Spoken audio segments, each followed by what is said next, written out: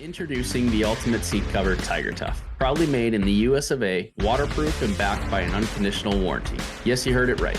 2 years on vehicles and a lifetime guarantee on heavy equipment. They have you covered for manufacturer defects, normal wear and tear, and even those oh shit moments. Tiger Tough covers are meticulously crafted for a perfect fit with over 30,000 pre-fit designs, ensuring they stay in place without any shifting or sliding. Plus, they're even machine washable. Don't settle for less. Get a seat cover today that's built to last. Order today at tigertough.com/dirt. Get a free logo embroidery on your first order if you use the code DIRTBAG at checkout. Once received, show us your new badass seat covers with your logo and tag us. Experience durability and quality with Tiger Tough seat covers. Toughness guaranteed.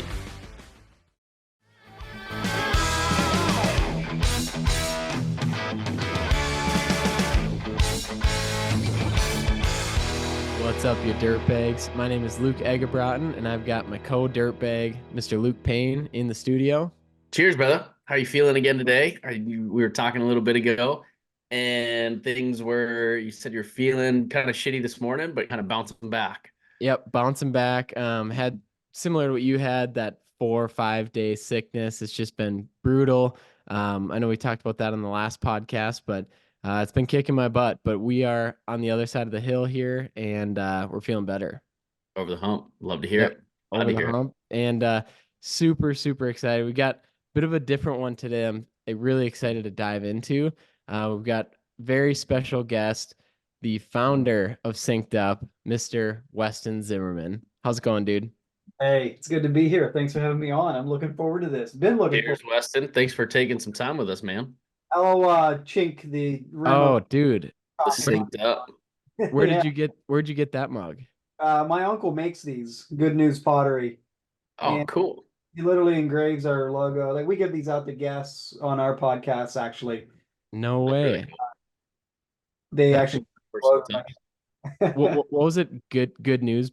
Good News Pottery. They're on Instagram. They sell on Etsy, Instagram, all over the place. Oh, right on. So anyone listening, or if you're watching on YouTube and you just saw the mug, Good News Pottery. There's your accidental shout out for the day. Yeah, yeah, there you go. I love it. Weston, thank you for being on. I know we've been really excited to have you on for a few reasons. So I was on your the SynkedUp podcaster, and had a great time. And what Luke and I were talking about, and what we're really fascinated with, what you do is you're so numbers driven, but also like on the operation side of things, of helping owner operators get out of the business, and just run a bit more of a sustainable business. So as we kind of dive in with some questions here and dive in, just wanted to hear a bit more of the origin story. Did you start, was it 2016, 2017? Yeah, that's when we started coding. Yeah. Okay, cool. And then can you code yourself, or did you bring in help, or how did that work? I mean, I can edit some CSS or HTML, but like, no, I can't code for real. Yeah. And then because you were a foreman at a landscaping company before that, and then I'm assuming you saw this dire need for these landscaping companies to know their numbers. So how did that first idea come to start SynkedUp? Well, at Tussey Landscaping, when I started there, we were just your typical landscape contractor business. You know, we were here in rural Pennsylvania in the Appalachian Mountains. And when I started there was maybe 7 or 8 guys, $700,000 in revenue. And we were at that phase where we're trying to understand, you know, when we work hard all year and there's no cash in the bank account at the end of the year, well, why? You know, we needed to know our own numbers. So that kicked off a journey of going to seminars, Charles Vanderkoy events. You know, if you've heard that name before, I don't know, but he's kind of the grandfather of the multiple overhead recovery system, or MORS. And so Tussey Landscaping, which I'm not an owner of, I was just an employee there, went on a journey to figure that out. And in the meantime, we're still on paper. And I started doing all this service work for the company. It was all on paper, all in my head. And I was forgetting things, like having all the operational challenges of, you know, doing good business. So we started using a product that was really good, actually, in the field, just for a simple mobile app, scheduling things, tracking time on things, invoicing things. It's very easy to use. but it didn't have any know your numbers aspects like budgeting, estimating, job costing. And so at a workshop, we picked up another product that did the budgeting and estimating, actually did a very nice job of it, but it did not do a very good job of the out in the field, the production, the scheduling, the time tracking. So we were in this awkward position of running multiple software programs at once, which isn't all bad today. 10 years later, that's easier now than it used to be because people integrate with each other a lot easier. So, Right. but it was very awkward, a lot of double and triple data entry. We were running spreadsheets, running QuickBooks, the whole 9 yards. And like a parallel track to this whole story so far is my dad ran a telecommunications company and sold it. And the company that he sold out to had a software development division. So the light bulb moment of this story happened when I came home from work one day, in the middle of this, using multiple products, spreadsheets, the frustration, and like this can't be this hard. There's got to be a better way. And my dad was working on the back patio, clicking around on his laptop on some grass and stuff. And I was like curious, and I was like, "What are you doing?" And he said, "Oh, I'm testing a software project." And he's like, "Oh, you mean like you're like testing something that you guys actually built?" And he was like, "Yeah." And so he was showing me, and that night is where the light bulb went off. I'm like, "Dude, like we need to do this." Probably the most naive idea I ever had because I had no idea what I was saying, but I went on a mission to convince the owners of Tyson Landscaping to be like, "Hey, like, let's just, I mean, what we want doesn't exist. Let's just build it." And again, I had no idea what I was pitching, but that was the vision I had. And for better or for worse, we got a quote from this same software development company and we started developing, and we thought we were going to get our hopes and dreams built for $67,000. And little did we know that that is a drop in the bucket in the realm of software development. But we kept on plugging away at it. And long story short, we worked at it for 4 years inside of Tussey Landscaping. And there came a point where it was like, "All right, guys, we're multiple hundreds of thousands of dollars in. Are we gonna, like, there's no way that this little $2 or $3 million landscape company by this time, it doesn't make dollars and cents. So Right. like, what are we gonna do?" And this is where, like, during these 4 years that we were using it internally, I kind of became like convinced and had this burning vision for like, this is not a Tussey landscaping problem. This is an industry problem. Sure. And I kind of pitched the idea of like, "Hey guys, like, let's can we keep plowing ahead? Because I want to take, this is not just, I don't view this as we're building this product for Tussey. We're building this product for the industry. And can we like, can you join me or like in this vision or whatever?" And so anyway, in blind faith or dumb luck, whatever you want to call it, the owners of Tussey Landscaping graciously, kept on plowing money into it, and I kept on working with the development team. And in January of 2020, we brought on our first beta user. We signed up like 10 or 15 beta users in the summer of 2020.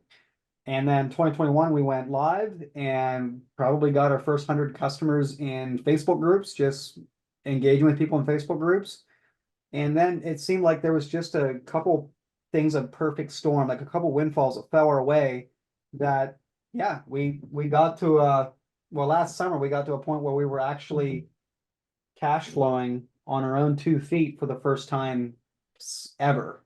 And that was what, 6 years after we started. So when I think of all the ways that it could have gone sideways and the moments where it was so close that it did, I just shake my head. Like, I just marvel. And I have to believe that there's a higher power. There's got to be a meant to be, factor to this. Like, and I truly believe that, this is, at first it was a cool idea and it was like a business opportunity. Now I kind of feel of it more as like my or our, I think, because my team feels the same way. Like, it's our calling to go out there and answer this need in the marketplace of what I view. Well, I mean, I lived that life for 15 years.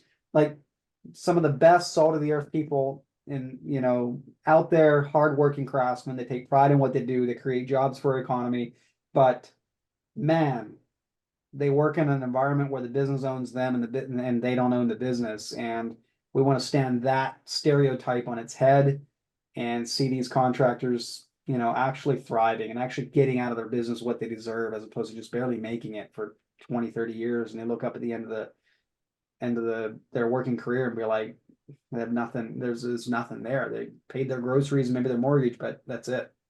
Yeah, I know one of your sayings is thrive, not survive. And I think it's so accurate and so important for people to know. It's like we're not in business just to break even every year for the next 10, 20 years. I mean, what pay our expenses, pay ourselves a little bit, but it's like we're trying to thrive. Like let's build this thriving business here. And so it's really cool to see that you're helping them with that, but it's got to be pretty rewarding too from your end of just seeing that and seeing those success stories.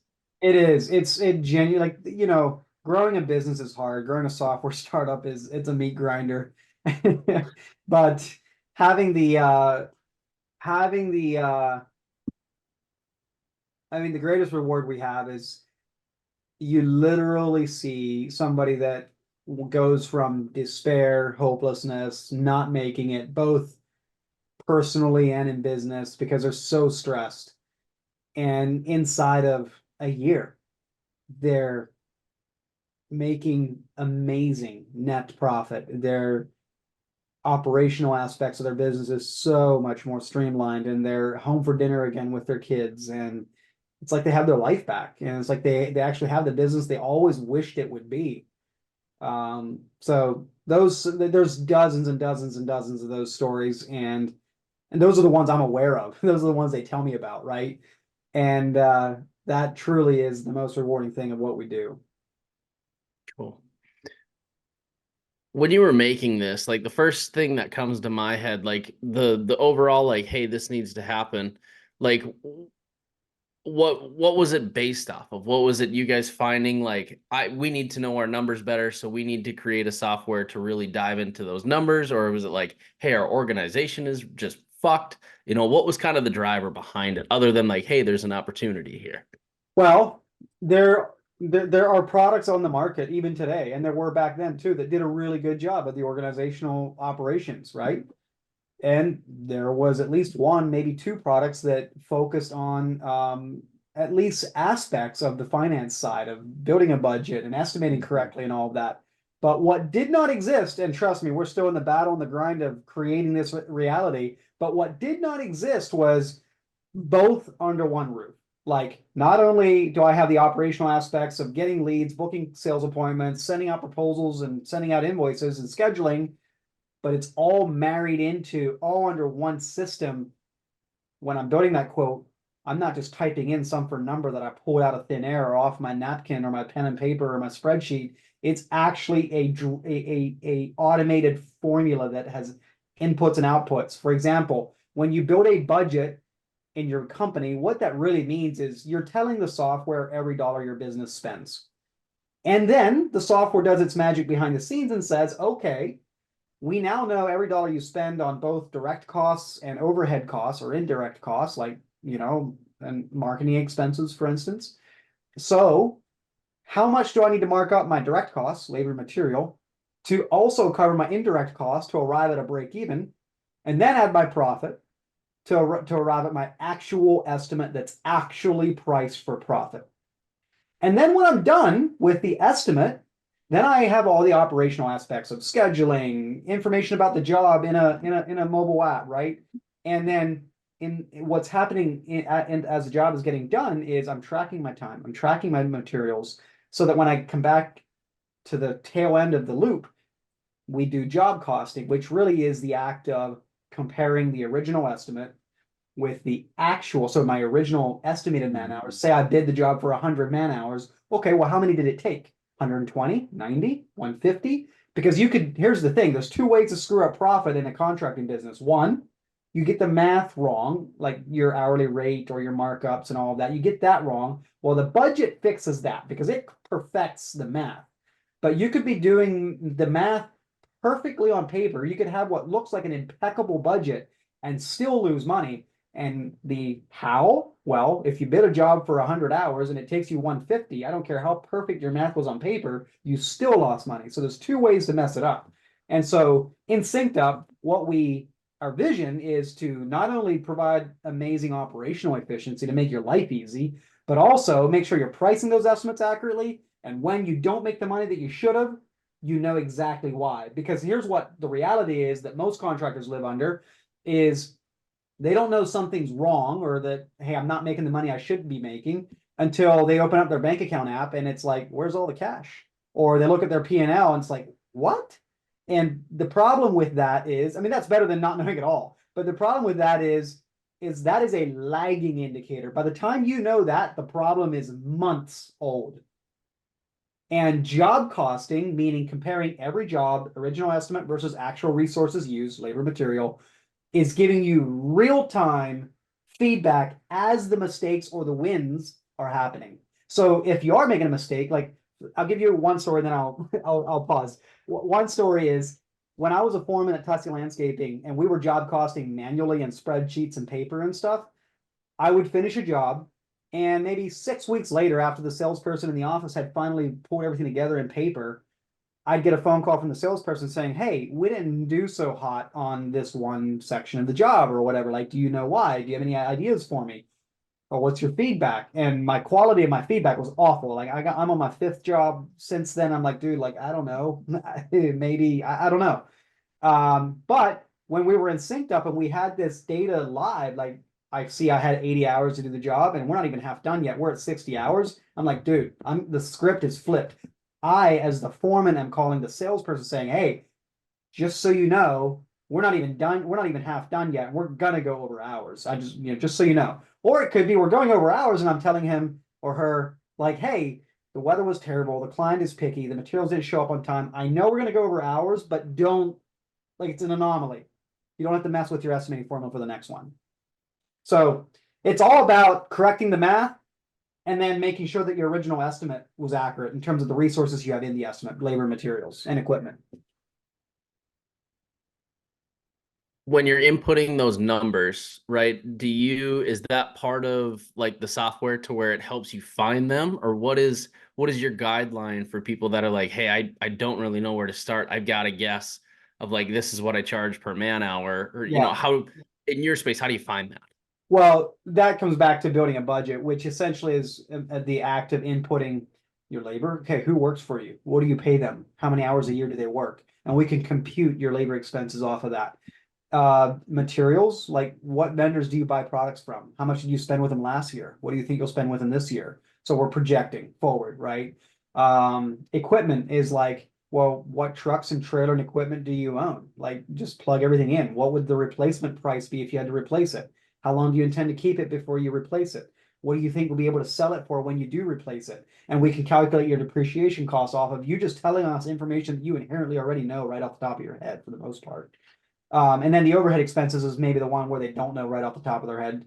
That's one where they have to go digging back in their bank statements. What is my subscription for this? What do I pay for fuel? What do I pay for repairs and maintenance? But that's also stuff that they can go digging and find. And so with the information they do have available in some form or fashion, we can calculate to the penny what they have to be charging per hour to make that a reality. And that's all included like in your software. That's all inputted. Okay, that's really cool. Yep. And we actually, as part of the onboarding process, because in theory you can make a budget say anything you want. Yeah. So we have, as part of the onboarding process, we have a budgeting expert, one of our own in-house financial coaches, looking over your shoulder, reviewing your budget with you, and be like, well, hey, that looks a little off. Like, what? Tell me more about that. Or like, we're just kind of making sure that all the screws are dialed in just right. Because it all comes down to the budget just has to know every dollar your business spends, and every dollar that you spend that the budget doesn't know about, what was supposed to be your profit goes to pay for that. Okay, that makes sense. What I know you typically work with companies in like the 250 to 5 million range. Is that still about accurate? Yeah, that's still accurate. I mean, we have people there's some stories. There's one guy that signed up with SynkedUp the same day he got his LLC. So like right out. Yeah.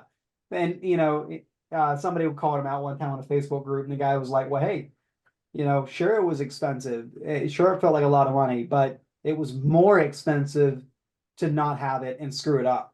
Mm-hmm. Yeah. I gotcha. So, what's the number one issue you typically see when you jump into a business and you open everything up and you take a look at their numbers? Like, what's the number one issue that most of these companies are missing or that they're dealing with? Well, from a numbers perspective, it's usually the invisible expenses that they never considered. Like, I'll give you an example. Something like unbillable labor. So most people know, well, yeah, I spend X dollars on payroll a year, and that's visible. But what's not visible is how much of those payroll dollars that you paid out were for inefficiencies, waste, unbillable labor. And it's not all like it's waste that should all be avoided because, for instance, you have a rain day or something and the guys are washing trucks for a couple hours and they go home. That's labor that you're paying your guys for. It's all good, but it's unbillable. You can't bill somebody for your employees to wash your trucks. You can't bill a customer for that. So that is an overhead expense. But because it doesn't show up in any report anywhere, unless you're tracking time to an unbillable job, it's a leak. It's a cash leak. Like you don't actually consider the cost of it. And you can have very inefficient what looks like good numbers and all of that, but they're inefficient with their labor, so they really struggle. Another one is equipment depreciation. Like I hear all the time, oh, dude, that equipment's been paid for I paid it off in 3 years and I've had it for 6 years now. It's been paid for 3 years. And it's like, well, yes, and I understand that there's no longer any cash coming out of your bank account for it because it's paid off, but it's losing its value. It's depreciating. Right. When you buy a machine for 100, you keep it for 10 years and you sell it for 20, it depreciated 80 grand. That is an expense that you will not see. It's not visible until you go replace it. And so there's a ton of those little places that really any one of those in an extreme enough of a situation can wipe out your profits on their own. And there's, 6 or 7 or 8 of those mainstream ones that you could be doing good on 4 or 5 of them, be doing pretty poorly on the other 2 or 3, and it could literally be wiping out your profits. Some of them to the point where you're not making any money at all. I had a question come in and it was somebody wondering about like if you had a general idea of what you wanted to see a net profit and a gross profit for a landscaping company, maybe somewhere in like the $1-2 million range. Like, what have you seen on your end of like what's a healthy profit target? Well, when we help people build budgets, we don't let them do it for less than 10% net. There's just anything less than 10% is just too razor thin. I mean, there's just not enough room for margin for error. And plus, running a business is hard. You should be making more than that. Yeah. But unfortunately, the average is more in the single digits, like 2 to 5%. I just saw a benchmark report from Cycle CPA. I think it was 3%. Was the It was crazy low. Really? Yeah. It's because again, you spend more money. I mean, when's the last time you did personal financing? And let's say you make 100 grand personally, and you're like, dude, I should have 30 grand in savings. Where's it at? And we all spend more money than we think we do. Yeah. And it's no different in business. In fact, it's probably harder in business. And so, yeah, it's people, I've heard other statements of somebody that says, oh, I shoot for 20 and I'm happy if I make 5. And I'm like, that's not the way it should work. You should get what you shoot for, But to answer the question though, 10% minimum, I like to be more in the 15 to 20%. And I know people that even get 30, north of 30. And this is net. So, from a gross perspective, I kind of don't really care what gross is because I've seen companies that make 60% gross and make no money. Right. And I've seen companies that make 40% gross and make good money. So gross is an indicator. It's not worthless. It's something you can look at, but at the end of the day, what matters is what's net. Yeah. Another when you look at the net profit, is that with the owner's salary in it or without it? That's after the owner's been paid. After the owner's been paid. Gotcha. That's after all your expenses, right? Yeah, there literally is not another bill left to pay. Mhm. Gotcha. Yeah. Interesting. Yeah, the term invisible expense. I mean, for me, I know there's things that we don't even think about, like you said, the unbilled labor. On slow days or in the winter, we're a sub for snow removal, so we don't do a lot, but we keep our guys busy with maintenance on vehicles, maintenance on trailers, servicing machines, things like that. But like you said, that's stuff that you can't bill for, but you have to account for. But how do you account for it when there's no physical way to track it other than timesheets type things? But you Yeah. got to have that historical data to almost go back to in Yeah. order to account for it. Yeah, most companies have a 15 to 20+%. Like if you're paying out, I'm just gonna say 10,000 man hours in labor every year, between 10, more like 15 to 20% of that is probably unbillable on average. Mhm. Yeah. That's a good metric. Yeah. And so like you said though, as long as you're accounting for it, it's okay. It's not like you're gonna go to zero unbillable. I mean, that's kind of not possible. Right. But you at least need to be accounting for it. And of course, always be looking critically, like where can we eliminate waste and where can we be more efficient? Um, it's in the best, if you're wondering, okay, like, cool, my eyes have been opened. What should I do? What should I do?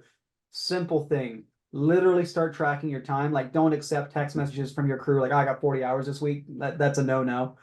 Or don't even the shot clock on the wall where you clock in when you walk in and clock out when you walk out. That doesn't really work. What you need to be doing is tracking time per job. So, and both billable, and then just set up a job that's called unbillable shop time. And every time you're doing anything unbillable, like logistics, washing trucks, going to trainings and meetings or events, then you're just clocking into that instead of a billable job. And then you can easily run a report and see what your unbillable labor percentage really actually is.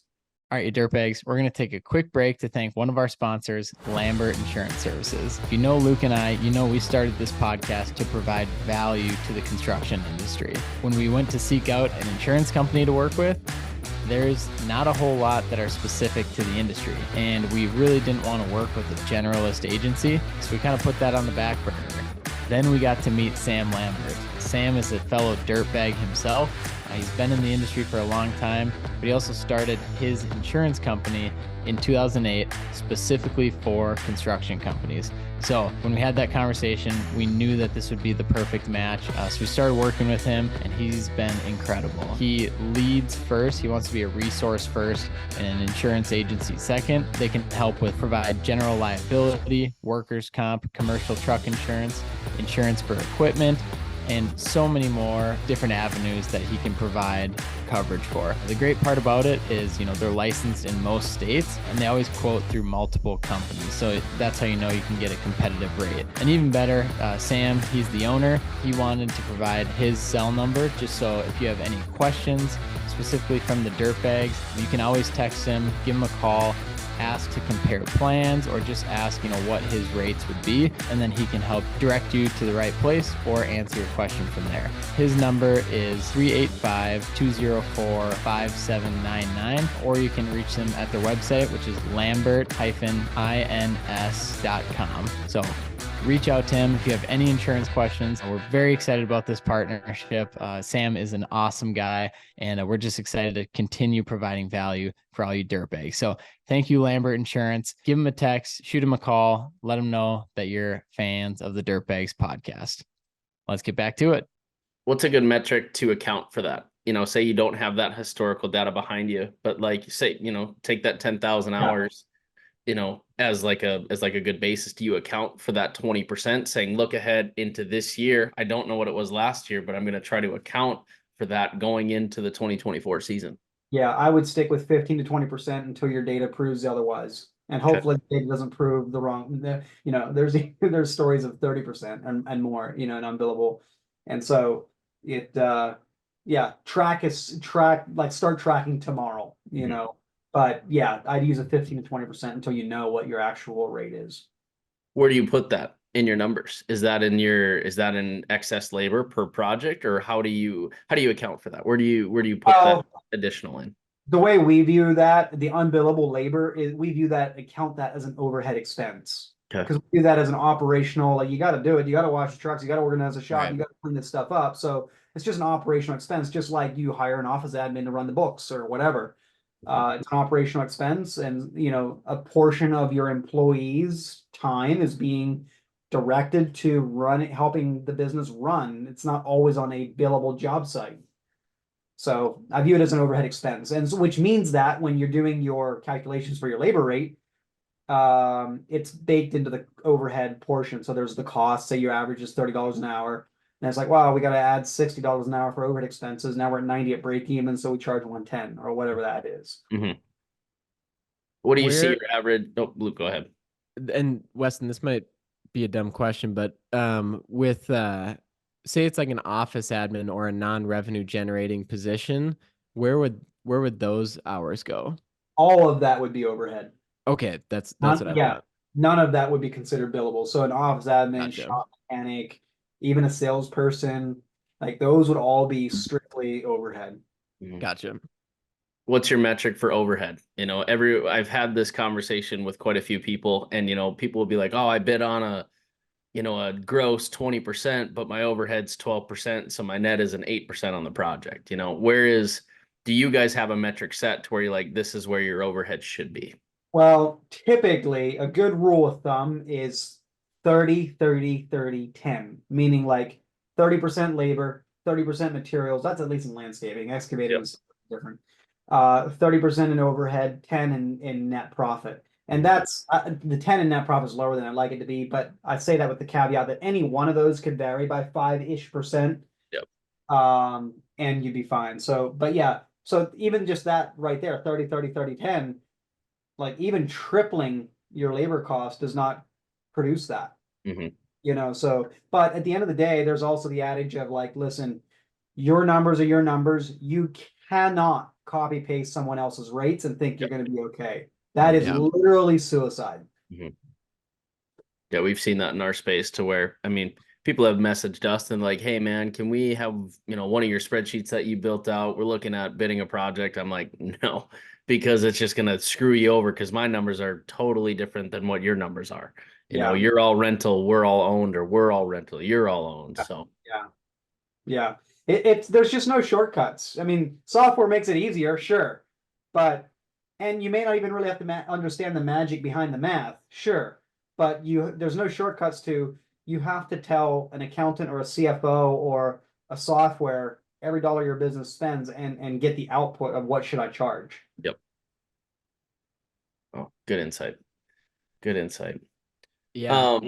Weston, so with obviously you guys been cooking now for the last couple years, or the last few years, and I guess what's next for the business and the platform? Is it just like scaling and helping as many as you can? Like what's coming next for SynkedUp? I know you've been doing tons of speaking as well, so just super curious on that.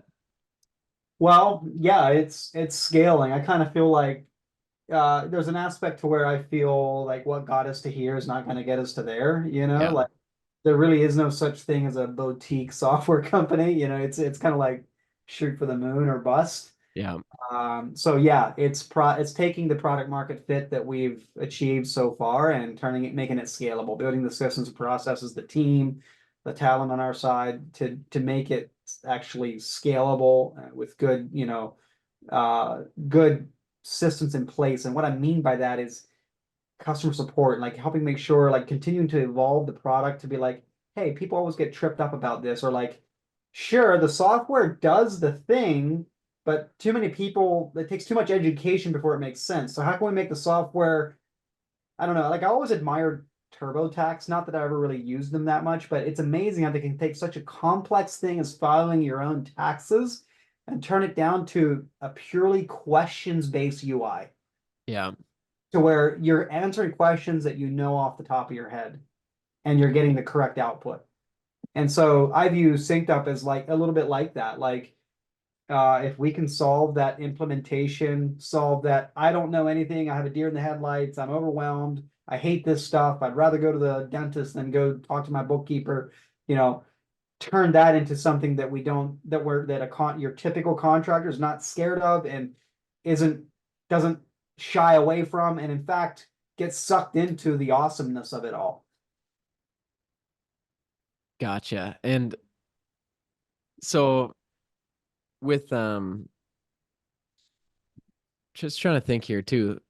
you were talking about some of the issues you had as you were starting out, and if you could dive in a little bit more on some of those, like what you have gone through to get to this point, because I think I see a lot of success as you keep scaling up and keep going, but and maybe a better way to phrase the question is, if you could go back and tell yourself something like when you first started, like what would that be?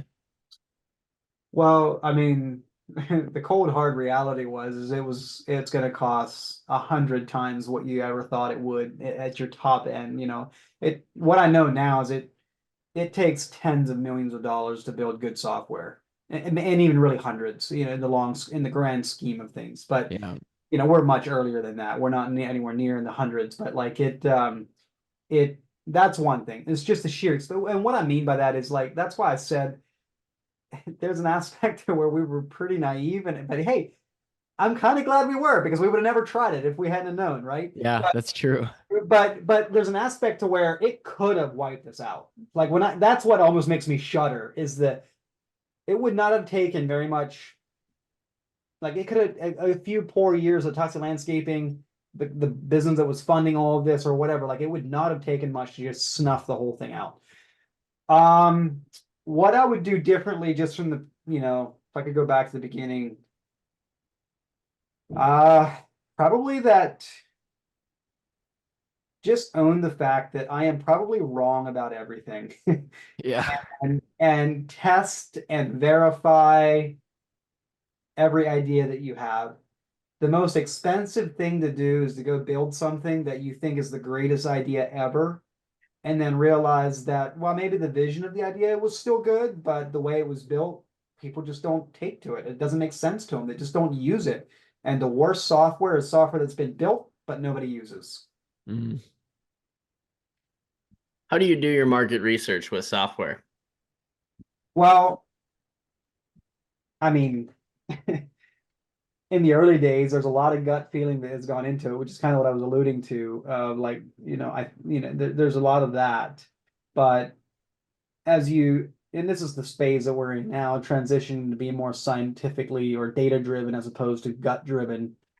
And so you look at like what percentage of our user base or the market would actually benefit from this, because there's always 100 ideas out there and maybe even some good ideas, but the market's just not there to support it.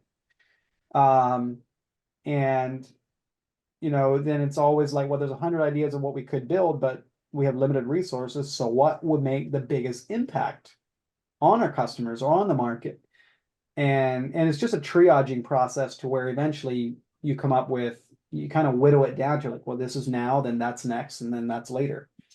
Another thing I would do is just like, I said kind of how we were lucky. We were trying SynkedUp inside of Tussie Landscaping for 4 years, but I would go to the market sooner. Like you need the real world cycles and the real world feedback. Like at the end of the day, every human being or every even one company is one perspective. And if I just had less of the thing of it's got to be perfect before it goes out, and just be like, well, it does this already really well. Let's get that out and learn. Like it's like, yeah, you just have to be genuinely curious and be willing to assume that I am completely wrong about what I think about this product or this opportunity or this feature, or that people would even want this or need this. Because doing a software startup that's bootstrapped, not funded, is you're scrambling. Like somebody told me once, it's like jumping off a skyscraper and hoping to build the wings of the plane well enough that you can glide to a landing instead of crash land. And it's kind of like an analogy to try to explain how the software, you're self-funding like that. The software's got to be good enough. It's got to solve a problem effectively enough that people are actually willing to pay you money to use it. Yeah. And if you don't quite solve that problem before you run out of money, well, it's game over, So it's the ultimate vote is, do people buy it? And then after they've bought it, do they use it? Mm-hmm. And if they're not using it, I view it today more of like, that's not their fault. That's my fault. Mm-hmm. How do I figure that out? What's going on? Well, it's relatable in every business. You start a business to solve a problem. That problem you charge based off of what you think the value is. if there isn't enough value or there isn't enough, space to charge that in, yeah, you're gonna go under. So the value of market research. Yeah. Yeah. Be willing to be wrong, I guess. Yeah. Yeah, and I think the market will always tell you whether it's a good idea or not, whether they sign up and use it and pay the money. And I think have you taken different iterations of your pricing as you've gone along here? We started off at I think the first couple were $99 a month, then it was 199. Gotcha. Now it's 399. And what's crazy is absolutely nothing changed about our close rates or sign up rates, But it's true though that a lot of people in their first, say, $200,000-300,000 worth of revenue are slow to sign up. Although I have yet to see a $200,000 to $300,000 revenue business sign up and feel like that wasn't worth it. In fact, usually what happens Right. is they're 500,000, then million, and then 1.5 million. It's like fuel in the fire, so to speak. I've got a question on the cash flow side of it. Like, what are your big expenses going into like a software company, starting a software company? Well, the big one is the initial development. Like it is really expensive to build software. Good software engineers are multi six figures income, and so that's the biggest one. But then operationally, then you have support and the staff that goes into that. You have the marketing. That varies depending on market and product and what it is you're selling. But yeah, the marketing, the CX, the customer success, and the engineering are the three people essentially. Staff are the biggest expense. Do you hire on that staff, or is that like a subbed out sector to the business? Well, so we started with somebody that was here in the US, and they were subbed out, right? They were not internal. But then we transitioned. My wife's from Romania, so I had some connections to Romania. Nice. I had some friends that had gone to computer science school, and I was like, "Hey guys, are you still like? Did you ever like show me what you're doing?" So we ended up actually for a little while there, we had 4 people in Romania and 2 in Australia. Cool. But then 2 years ago or so now, maybe a little more. Yeah, I think it's 2 years. We transitioned everything over to North America, just with more higher end senior engineers, and I'm glad we did. Yeah. It's more expensive, but yeah, You get what you pay for. yeah, yeah, exactly. Yeah, and is there I'm assuming there's continuous work that they're doing to add new features or like improve features and bugs? Is that kind of how that would work? 100%. Like in the beginning, you're developing a lot of like minimum viable product stuff. Like you're not sure, but you have a concept, and so you're just throwing stuff up there to see what works. And then what ends up happening is, as you try to graduate from minimum viable product to a scalable product, it's like, okay, cool, we proved out the concept, we're throwing away half of it, the stuff that didn't stick, we're keeping this, but now we're trying to architect it to be a scalable, robust, performance driven system. And poorly designed system architecture can be extremely costly, because something that should take a few weeks to build takes months because of the poorly designed. Trying to think of a good analogy. I don't know. It's like if you're, yeah, it's like imagine building a patio. Like you have to build a patio, and you're a fourth of the way done, and then the whole design changes. So you rip it all up, and you're about 3/4 of the way done, and then something else fundamental changes. So you rip up that half of it, and you end up in this world where like it's just easier to just rip it all up and start over. And that's a kind of a bad analogy, but I'm trying to give you an idea of how evolution of like it's always changing, technology is always changing, and it's all about building something that allows you to be nimble and respond to the market and ideas and feedback. Because what can happen is you can get into a state in product development that's commonly referred to as tech debt, having too much tech debt. And it's this concept of like, if you just ignore those maintenance issues and don't do anything with them, they'll eventually crush you. And so it gets you to the point where it's crushing under its own weight. You literally can't even develop a new feature because the moment you touch anything, it all breaks. And And so there's this aspect of you're always having to stay on top of that stuff and pay down the tech debt of what you didn't know that you built 3 years ago. And yeah, it's It's I'm learning complex. a lot about it. Yeah, it's complex. Very cool. Have you been so are you in every meeting like as the obviously the founder, but the project manager, like what role do you have in the company? Well, from the operation aspect, I still do most of the marketing. I do Mhm. some sales, although not very much. Gene is our main sales guy, has been doing fantastic at that, so I'm really Cool. grateful for him. And so marketing and product, and then just overall strategic partnerships, strategic relationships, that kind of thing. So, um, but the product is and the strategic relationship is probably where most of my brain power or energy is spent. We're at the point where we need to actually bring in a full-time UX product person, Gotcha. because yeah, it needs it. Like product management is a science, and at the end of the day, I'm kind of I don't want to be the technology expert. I want to have the vision and the idea of what it is Right. we're trying to do in the marketplace. But if you get down in the weeds too far, it can be tough to hang on to the vision up here and not be cluttered. Yeah, if anything, you'd be going against what you're teaching of Yeah, exactly. like kind of hypocritical there of just like, yeah, if you get too deep into the tech and into coding and into all that, it's like you need to pull yourself up and run the business and lead the business and lead your Yeah. people. So um yeah, it's funny how that comes full circle. Yep, it does. Yeah, you got to practice what you preach because, like, just being a little bit vulnerable here, we're always like, the thrive, not survive. Hey, dads, get home for meals with your kids, and like, and dude, I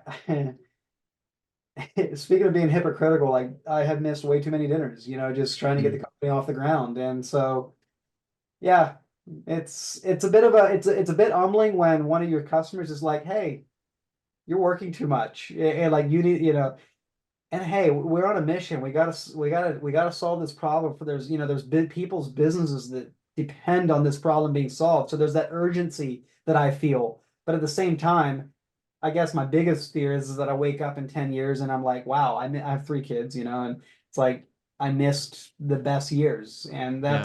that's that's probably my biggest fear of managing life, so to speak, right now. That's super interesting. I know Luke and I have talked about that before too, of just yeah, it's almost tricky because we're all so business minded and we love business and we have this mission. But then there is that personal side too of how do you balance it? And I know that's what we had, I think the episode was a work-life balance.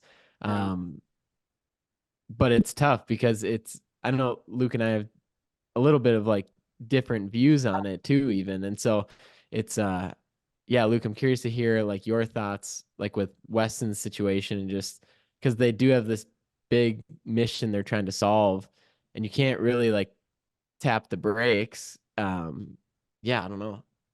No, I mean, from my perspective looking in, I mean, you knew what you were signing up for, right? And it's almost like you have to build your family's culture based around that as well. Like, Yeah. hey, when I'm with you, I'm with you, and when I'm gone, just know I'm working for a purpose for the family, for to elevate our experiences as a family. And that just, I mean, it's tough to communicate at times, but if you can get it's a lot like business. If you can get people to buy into that vision, if you can get your family to buy into that vision, it becomes a lot easier. And again, Yeah. it really dials down to communication. Yeah. And one practical thing that what you just said made me think of is Greg Wittstock, the CEO of Aquascape. Good friends with him. Been always been kind of a bit of a mentor of mine, and he was kicking me in the butt to use his one page year in one page or calendar, the whole year in a one pager. Mhm. And I did that, and it allows you to kind of design your life instead of it just happen to you. And I Yep. think Mhm. that's one way under the crushing weight and demands of growing a business that you can, because like we all have this thing, yeah, oh man, we should totally go on a family camping trip. Oh, we should totally one of these. It's on my bucket list to go on a hunt or something like that. But unless you like when you're running a business, it's like your calendar is full for a month, 2 months, 3 months out. Yeah. And unless you go out beyond that and start plopping those things in and they're not movable, the rest of life has to go around them. I think that's one way of flipping the tide from life is happening to you to you're designing your life and making it like you said, your culture, your family culture revolves around it. No, absolutely. Yeah, and it's tough to decipher the work-life balance, right? Because some Right. people live to work and some people work to spend more time with their kids. And it's finding what works out for you and works out for your family. And yeah, I don't think there's a right or wrong answer. I think it's just all culture based and then personality based and what your goals are. So, But there's one of the most successful people I know. I mean, one of the things he says is if you're not doing well at home, you're not going to do well in your business. mhm, And I think we have to be real with that, you mhm. know. So it's a challenge. You don't get into business and think this is going to be easy. Right. Maybe when you're young and naive, when you get into it right away, like, this guy, I've seen this guy do it. They can do it. I can do it. But once you really get into the nitty gritty, it's like, this is not for the faint of heart. It's not something that you can just put half effort in. It's either all or nothing. Yep. Yep. Hell yeah. Weston, I'm a little curious too, and this is mainly a question for software, because it's such a heavy upfront cost. How, as like the founder, how do you pay yourself when there's so much going to building the software and there's no revenue coming in? Well, what I did in those first 4 years before there was any money or coming in, so to speak, it was all strictly going to software development. Um, I just worked nights and weekends, not getting paid, Right. you know. Um, and I didn't pay myself from the business until we were, I don't remember even anymore. It was maybe 5-ish 100,000 in revenue. Oh, gotcha. Yeah. And then I started paying myself a little bit.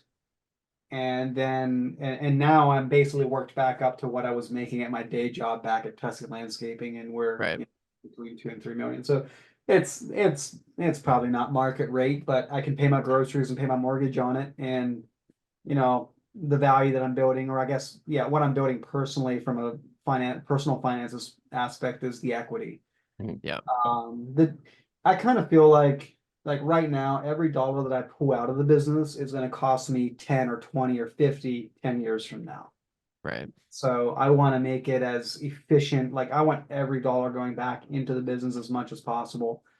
Um, and if I can keep a roof over my head and keep us fed, that's probably that's I'm good. Like, it'll come. It'll come.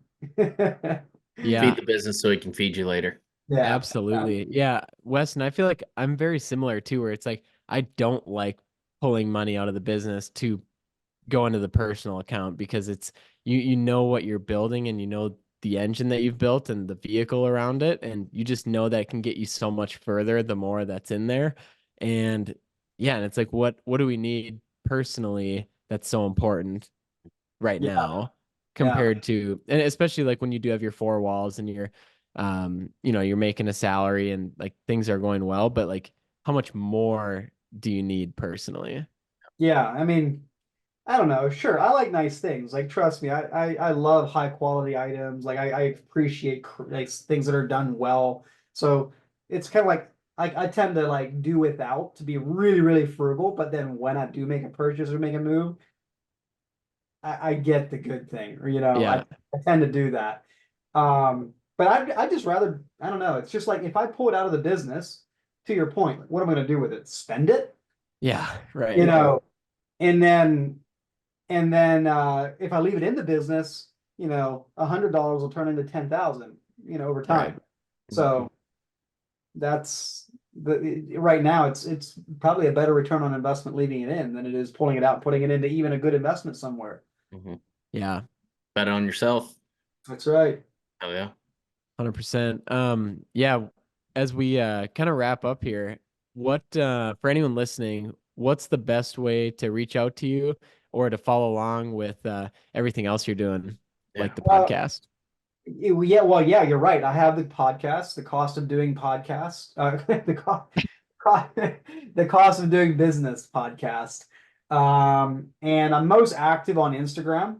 And I do a weekly article just on business, everything from the tactical stuff on knowing your numbers to more the leadership or systemizing your business aspects. And you can sign up for that on our website at synkedup.com, which is spelled with a K, like SYNKEDUP.com. So Instagram is where I'm most active day to day. The blog is where I kind of always put some energy into every week. Saturday morning that goes out. And the cost of doing business podcast, and of course all the socials. Like I do all the podcast stuff goes out on YouTube as well. So yeah. Beautiful. Awesome. Yeah, man. Love it. Well, Weston, thank you again for joining us on the Dirtbags podcast. And we appreciate it and are excited for this one to drop. Yeah. Absolutely. Thanks for having me on. I was looking forward to this. This is awesome. Thanks for the time, man. We appreciate it. You're Yeah. welcome. Cheers, guys. Cheers.